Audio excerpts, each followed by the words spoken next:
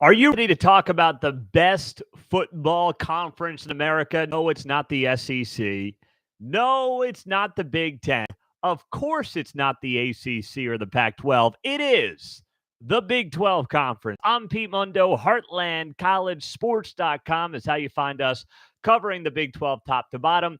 And for those of you new to the show, we are on YouTube Live right now. Subscribe to the page. Appreciate you being here and joining us. We cover the Big 12 top to bottom. We cover this league like nobody else does. We are not tied to any big time outlet, CBS, anybody else. I host a radio show here in Kansas City. That's where I'm based out of. I've worked in Oklahoma. I've worked in New York City. And just love this conference, love covering this league because it does not get the credit or the attention that it deserves. So let's start with our Big 12 football power rankings and dive into that from week 9 in the Big 12 conference. Here we go. Let's start at number 10. This is how we do it every single week.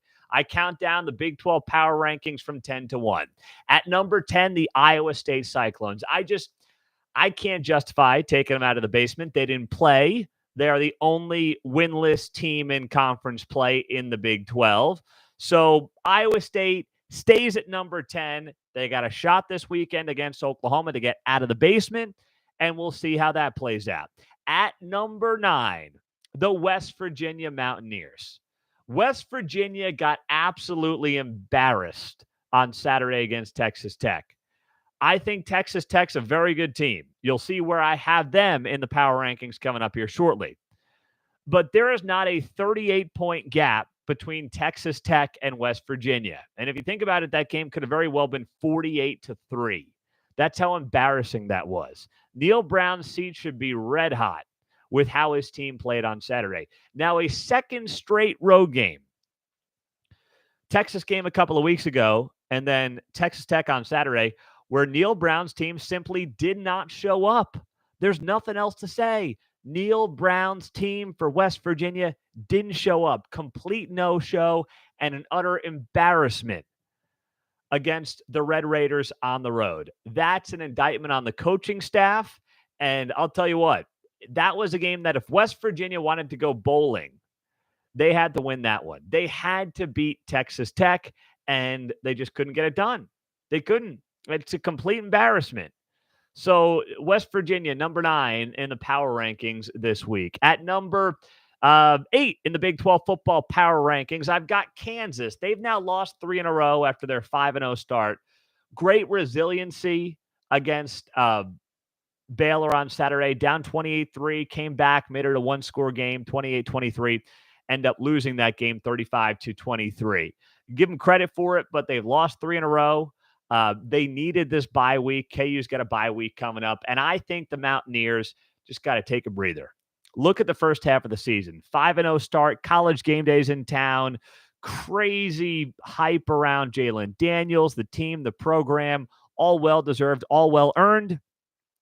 But now you got to take a deep breath if you're Kansas. All right, you came into the season wanting to shock the world. You've done that. You're a game away from being bowl eligible.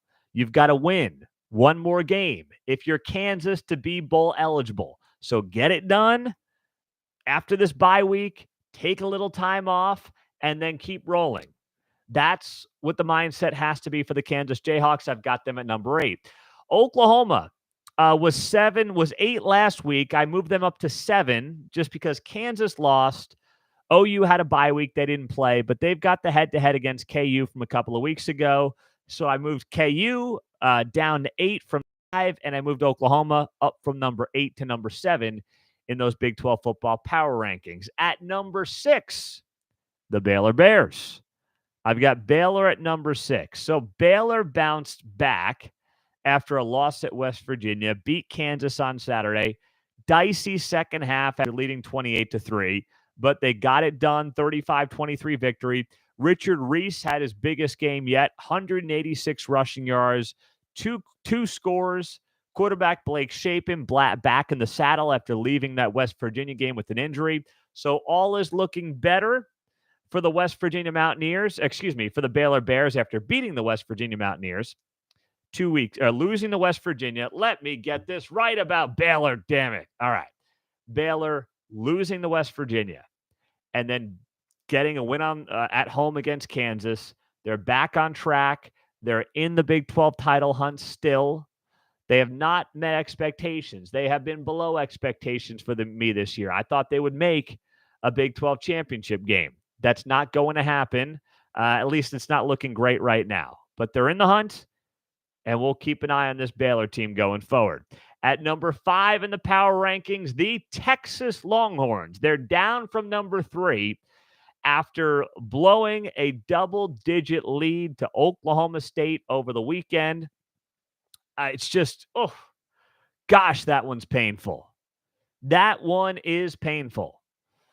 They've got a double-digit lead in Stillwater and let the game slip away. Now, Quinn Ewers had his worst game of the season, 19 of 49, 3 picks. But the reason I liked Oklahoma State going into this game was because this was the most difficult road environment of Quinn Ewers' career. Quinn Ewers had not started a road game since 2020 when he was in high school. He didn't play at Ohio State last year. He had some injuries, obviously, this year, missed a few games. This was his first true road start since high school, and it showed on Saturday in Stillwater, and that's why I like the Cowboys going into the game. So you look at this now, and Texas is sitting at number 5 in the power rankings. The defense melted a bit as they got out to a double-digit lead, and they've got 2 Big 12 losses. They're in the Big 12 title hunt, but they certainly are not in a driver's seat, which is where they would have been had they hung on to that victory over the weekend against the Cowboys. At number 4, Texas Tech is up from number 7 after shellacking the Mountaineers on Saturday. Baron Morton looks like kind of that franchise quarterback for Texas Tech, and Joey McGuire continues to have this team exceed many of our expectations.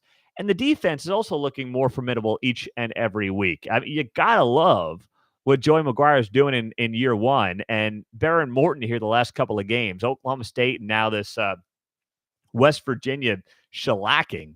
This guy looks like the real deal. I don't like to jump to conclusions early, but dang, Baron Morton looks like the kind of guy that if you had the right pieces around him, you win a conference title with a guy like Baron Morton. That's how good he's looked. I've got Tech at number 4. At number 3, the Kansas State Wildcats, they dropped from number 2. Now, K-State led this game 28-10 over TCU before the wheels fell off, and they lost 38-28 to the Horned Frogs. But they were down to their third-string quarterback. Martinez gets knocked out. Then Will Howard gets knocked out, and then you're on Jake Rubley. I mean, that's just, and the defense got tired. Offense starts stalling out, and TCU scores touchdowns on 3 straight drives of 91, 77, and 74 yards. I mean, K-State can bounce back in a big way this week against the Cowboys, but got to learn more about this quarterback situation first. So I've got K-State down to number 3 this week in the Big 12 football power rankings. At number 2, the Oklahoma State Cowboys. They bounced back from their loss to TCU, come back with that big win against Texas on Saturday. How about this for Mike Gundy? You want a stat? Mike Gundy is 5-1 straight up as a home underdog since 2016. And for my money, Mike Gundy remains the most underrated college football coach in America. Yes, you heard that right. Mike Gundy is the most underrated and underappreciated college football coach in America. This guy, every year, Mike Gundy has this team, it feels like, in the top 10, in the top 15 at some point in the season, and nobody gives him any credit for it. Nobody really talks about him. No one really talks about the program as just a consistent top 10, top 15 program in America. And they should talk about Mike Gundy that way. Mike Gundy deserves to be talked about that way. And as so many guys are looking all over the country for their next job, Mike Gundy is like, I'm good in Stillwater, America, baby. I am happy here. This is who I am. I am Oklahoma State. Now, I get it. He's flirted over the years, and there's been rumors and reports of Tennessee coming after him and, Texas or Baylor or whoever. And Gundy, how much he's flirted with those jobs, I don't know. Maybe it was all just for leverage with the Cowboys. I have no idea. It doesn't matter to me. But at this point, Mike Gundy's not going anywhere, nor should he go anywhere. Why would he go anywhere? But Mike Gundy is just this coach that you know that this program is going to be right in the thick of the Big 12 hunt come November. You want to be critical about Bedlam. You want to be critical about not winning, conference titles at the pace that maybe you should have based on what teams he's had. Fine. But you're telling me Oklahoma State, which as a brand is the number 2 brand in the state of Oklahoma, has a consistent top 10, top 15 team every single year. How many number 2 brands in any other state in this country would take that? Think of them all. How many would take it? Every single one of them. How many number 1 brands would take what Mike Gundy's done? You think Texas would take what Mike Gundy's done the last 15 years? I think so. Heck of a lot better than what they've done. I mean, this guy is absolutely underappreciated, underrated, and he wins big games. He wins close games. And Saturday against Texas was another example of that. Down double digits. Everything's fine, according to Mike Gundy. Gets this team back on track. Confidence, swagger, Gundy, Spencer Sanders get the job done. You can be critical about the play calling against TCU. I was. But the big picture, this guy still doesn't get the respect he deserves in my book. Oklahoma State's number 2 in our Big 12 football power rankings this week. I'm Pete Mundo, HeartlandCollegeSports.com, covering the Big 12 top to bottom, independent digital media outlet with you here on YouTube Live. At number 1, TCU, the Horned Frogs. They are staying at number 1, remaining undefeated, beating K-State at home. Second straight week, TCU's got to come back from a big deficit, 18 points. They trailed the Wildcats on Saturday.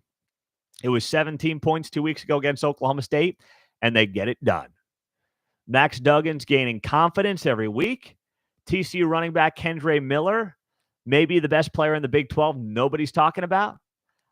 Kendre Miller is the kind of guy that we should all be talking about, and nobody is. Like, you want some numbers on Kendre Miller? I'll give you some numbers on Kendre Miller. Just ask anybody. Who do you think of these three players I'm going to name to you? Bijan Robinson, Deuce Vaughn, and Kendre Miller. Who has the most yards per carry of those 3? Bijan Robinson, Deuce Vaughn, Kendre Miller. It is Kendre Miller at 6.1. Kendre Miller's number 3 in the Big 12 in rushing yards per game, trailing only Bijan Robinson and Deuce Vaughn. He has 6 more touchdowns, rushing touchdowns at least, than Deuce Vaughn. He's 1 behind Bijan Robinson. No one's talking about this dude. No one. And he may be the best player in the Big 12 that's not getting enough credit for what he's done so far this season. So TCU at number 1 in the Big 12 football power rankings. Let me see. What do we got? Comments on YouTube Live. Jim, he writes, I absolutely love your content. Watch it all. But I have to ask, are you doing a Dave Hunziker impression? JK, I would love to hear the two of you talk Big 12. He's my guy, voice of the Cowboys. I used to have Dave Hunziker, who is, yes, voice of Oklahoma State, on my radio show when I was working in Woodward, Oklahoma. My first full-time radio job was at K101 and Z92 Radio in Woodward, Oklahoma, and I had Dave Hunziker on a fairly regular basis. Could not find a better guy than Dave Hunziker. Great guy, outstanding play-by-play man for Oklahoma State. The Cowboys are lucky to have him. Love Dave. I never thought, and I still don't think I sound like Dave, but I will take that because that's a very high compliment to hear from you, Jim. So thanks for commenting on the YouTube live channel. Let me continue here. Did you see the Pac-12 Stanford? Did you see Stanford embarrass itself? If you haven't seen it, just go to HeartlandCollegeSports.com, Google Stanford, and you will see a story of the Stanford team running onto the field on Saturday against Arizona State, and the place is empty. Empty. There is nobody. I mean, it looks like it's 2 hours till kickoff at a Big 12 spring game is how bad it looked. It was pathetic to watch that. The Pac-12 is a joke. The Pac-12 should be dead. The Big 12 should invite today. The Big 12 should invite Colorado and Utah. It is why any TV network would have any interest in this league is beyond me. I can't figure it out. It's done. It's over. There's nothing there. I mean, it is crazy to watch. And I'm looking at this and I'm saying to myself, Brett Yormark wants to be aggressive. Brett Yormark is aggressive. And if I'm Brett Yormark, I am going all in on getting a couple of schools from the vulnerable Pac-12 and getting that thing done. And getting it done as quick as you possibly can. I would go Utah and Colorado. Why Utah? You get the Holy War back with BYU. And why Colorado? You got the old Big 12 rivalries back. So that's what I would be doing if I was looking at those two schools. And if you got to add 4, you go to the 4 corners, you look at the Arizona schools, and away you go. You wipe your hands clean, and you move on. That's how I would handle things if I was Brett Yormark, if I was the Big 12 Conference. And that's the perspective I'd be looking at it from as well. So if you see that video of Stanford, it is embarrassing. It's completely embarrassing to watch that thing play out. Oh, gosh. So bad for so many different reasons. I hope Yormark jumps on it. I hope he moves quickly. I saw he said again today he's going to be aggressive. He wants to be a national conference. That's great. I respect that, but you got to piece it together the right way. You don't want to make some of the mistakes the Big Ten made with Rutgers. You don't need that. You don't want that. You shouldn't want that if you're Brett Yormark. So let's see what he ends up doing. Let's see how this thing plays out. But I'm very hopeful that the Big 12 is going to be aggressive here and is going to make some moves when the time is right. Matt writes, you're the man, Pete. Do you mind letting me know where you think my Mountaineers should go from here? Assuming Neal is gone, I'm hearing Hugh Freeze, Matt Rule, Paul Christ. A lot of people say someone like Tony Gibson's more realistic. Of course, Tony Gibson, former West Virginia DC. Okay, here's what I would do. Since you asked for my opinion, Matt, which is what we do here on this show.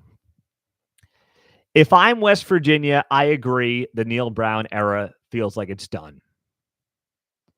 The Neal Brown era is defined by mediocrity. There's no big win on Neal Brown's resume in 4+ years, and you just wonder, when's it going to happen? The answer is, at this point, I don't think it's going to happen. So I believe you move on from Neal Brown. And the way this team has played in the last 2 road games, especially Texas and then Texas Tech on Saturday, it's an absolute embarrassment. Absolute embarrassment to watch that team take the field. I mean, they had no juice. They should have lost 48-3 on Saturday. They were down 28-0 in Texas in the blink of an eye on the road. That's an indictment on the coaching staff. I agree. Neal Brown's seat is red hot. He's basically a dead man walking. I love Matt Rule for West Virginia. Matt Rule knows the region. You know, people don't realize this about Matt Rule. Matt Rule, you know, grew up in New York City and then Pennsylvania. He went to Penn State. He knows that part of the country. He coached the New York Giants, not the head coach. He was on the Giants coaching staff for a little bit. He was at Temple in Philadelphia. He was really an East Coast guy before the Baylor job came up. Now, the smartest thing that Matt Rule did at Baylor is he hired Texas guys around him that knew the Texas scene. That was the smartest thing he did, but he was never a Texas guy. But Matt Rule knows the Big 12. Matt Rule understands the Big 12. And Matt Rule gets the college football environment. I think he'll get it fine at a place like West Virginia. Now, Matt Rule may say, you know what, I'll go to Wisconsin. I'll go to Nebraska. They're going to, dump a truckload of money on me. Maybe that's more appealing to him. But he gets a friendly environment in the Big 12 that he knows. He gets a program in West Virginia that may be historically one of the most underrated and underappreciated college football programs in America. He'll know how to recruit there. He'll understand the environment regionally at the school and in the conference. And I think Matt Rule's a great fit. I think Matt Rule's an outstanding fit for that job. Maybe he doesn't like live and breathe mountaineer or mountain man or whatever. But you know what? You just want a damn good coach that can build you a program and win you games in a way that Neil Brown has proven he just can't do. I like Matt Rule a lot. I would prefer a guy like Matt Rule over a guy like Hugh Freeze. And Paul Chryst, I mean, I've read a lot about Paul Chryst, the former Wisconsin coach that I don't love. Seemed like he was kind of falling behind the times. So that's the direction I would go. I don't know if they'll have the money for a guy like Matt Rule after a Neil Brown buyout, if and when that does happen. But I think that Matt Rule in Morgantown is an outstanding fit if Shane Lyons can get that thing done. And he should try like heck to get that thing done. He'd be a fool to not get that thing done, because that would be the kind of juice, the kind of move to bring the enthusiasm back to this fan base, because it feels like it's just completely lost. The game against Baylor, that was embarrassing. Fan base didn't show up. And I don't know if they were just protesting Neil Brown or what was going on. But then Neil takes a shot at him after the game. The fans that were here really saw a good one, kind of thing. And it's not a good situation right now. But if you can get Matt Rule, if he's going to pick up the phone, that's my first, second, and third call. If you do get rid of Neil Brown, and then you move on from there. That's what I'd be looking at in Morgantown. Pete Mundo, HeartlandCollegeSports.com. It's so good to be with you, as we are each and every week. Hey, if you're on YouTube, subscribe to the channel. Appreciate you guys doing that.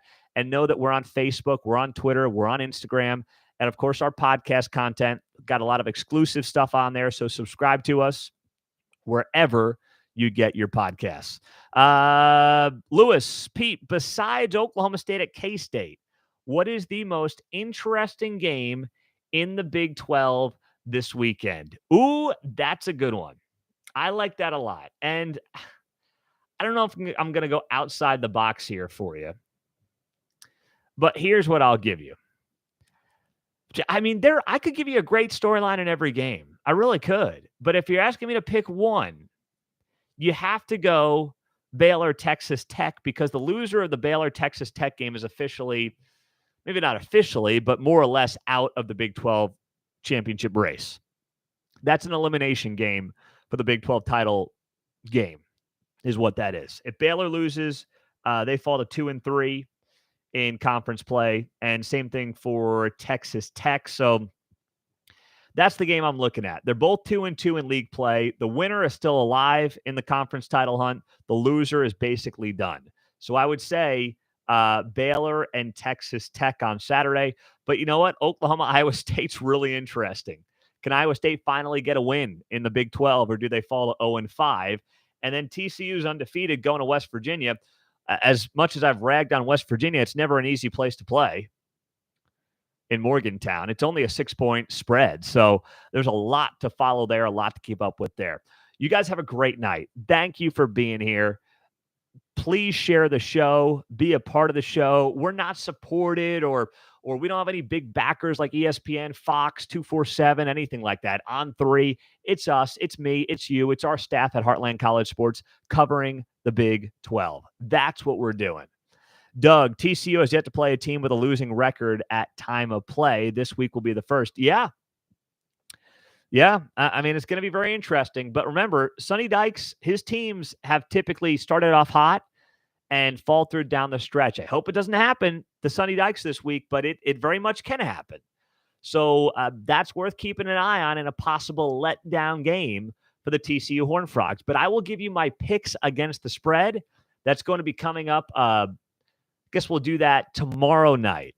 So we'll either do it on YouTube Live or Facebook Live tomorrow night. But either way, we will get that content up on, we'll get it up here on YouTube as well, no matter what. So you guys have a great night. Thank you for being here. I'm Pete Mundo. Go to the website, heartlandcollegesports.com. Like this video. Helps us out a lot. Share it. We'll talk to you soon. Take care.